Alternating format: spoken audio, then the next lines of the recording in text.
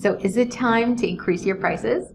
Well, I want you to stay tuned because I'm going to be sharing 3 tips that can help you make this decision. And if you don't know where your profit levels are, you want to watch this video.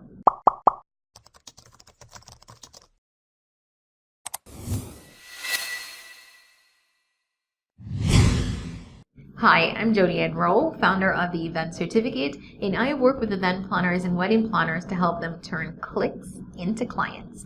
I'm helping you market your business online so that you can bring more leads into your business. I founded my company from the couch in my condo. Believe me, I know what it feels like to have earned nothing, to move to working on 5- and 6-figure events, and I want to help you to do the same.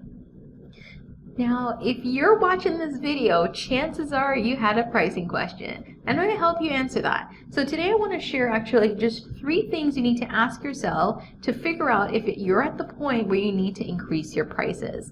I get it. Pricing your wedding planning service or your event planning service can be tricky. And especially if you started a couple years ago, you might have priced at a point when you were newer to the industry, you're less experienced, and it's probably time to evaluate and audit your business. So here are some of the questions I want you to ask yourself.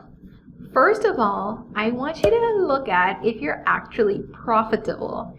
And yes, this is an important one. I want you to look at your profit levels. So ensure that you know your numbers. So sit down, look at your revenue, look at your costs, and then ensure that you're subtracting the cost and the revenue and getting to the profit. Now, if your profit is lower than you would like it to be, it's time to increase your prices, right? So I want you to actually look at that. So let's say in terms of profitability, you're hoping to take home $80,000 at the end of any year when you finished all your events and removed all your expenses. And when you've done the actual calculation, it's $30,000 less than you would like. So it's probably time to look at your pricing packages and look at the ways that you can update that. And maybe it's not just a matter of increasing your prices, maybe it's also reworking your packages, because maybe right now as your package is listed, it doesn't include a lot of the things that you actually do. We event planners are so guilty of this. I've met an event planner who literally lays out the red carpet service for her clients, and when I look at the package, it included none of this. It literally just said wedding planning design. Now, what does that mean, right? So ensure that your packages are also updated so that when you increase those prices, clients can see the value that they're going to be getting. Now, the second question you want to ask yourself is, are you competitive? And I don't want you to use this to look at your competitors and lower your price. Believe it or not, I just want you to understand or at least see where you are in the market. So look around your local area, look at what your price is in comparison to other planners. If your price is significantly lower, it's definitely time to up your prices. Definitely time to increase them. Now, if you look around and let's say your price is about average, the next thing I want you to do is I actually want you to look at what's included in their packages. So if you find that they're offering less than you are and your price is the same, it's time to increase your prices. So look at your package just to get a comparison to theirs. Don't use your competitors to set your price. Use them just as a meter to gauge where you are. Now, of course, it could be that your prices are higher than your competitors, in which case that's okay too. Maybe you provide a higher level of service, right? So that's the reason I don't want you to use your competitor's price as the reason for changing your price completely. I want you to use it to just understand where you are.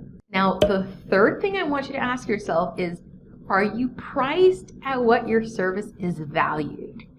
And those are 2 different things. So your price will not always reflect your value sometimes. So I'll give you an example.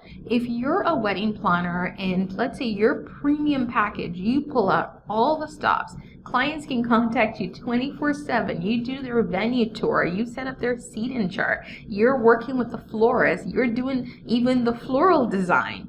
If you're doing all of that and you know that realistically that package is valued as about $6,000 and you're selling it for $3,000, you definitely need to increase your prices. So ensure that your pricing, like your packages, are actually at what they're valued, right? So I know a lot of times when we price our services, we don't look at the value side of it.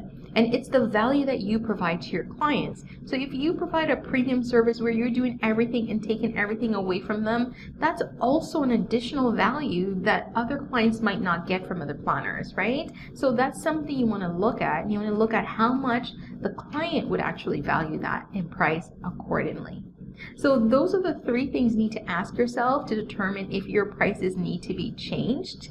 Now, of course, with all of that said, if you're in an area where a lot of the potential clients or clients that are coming to you are not actually paying the prices and they're haggling with you nonstop, then you might need to look at different marketing options and different clients to get in front of, right? So if you're struggling right now with clients even paying your prices, you might have a different problem. You might not just be articulating your service well enough. You might not be selling to the clients who can afford you. So if you have any of those issues and questions, drop them below and I'll tell you exactly how to handle them. And of course, if you haven't already subscribed to this channel, hit that button so that you can get more tips like this one week after week.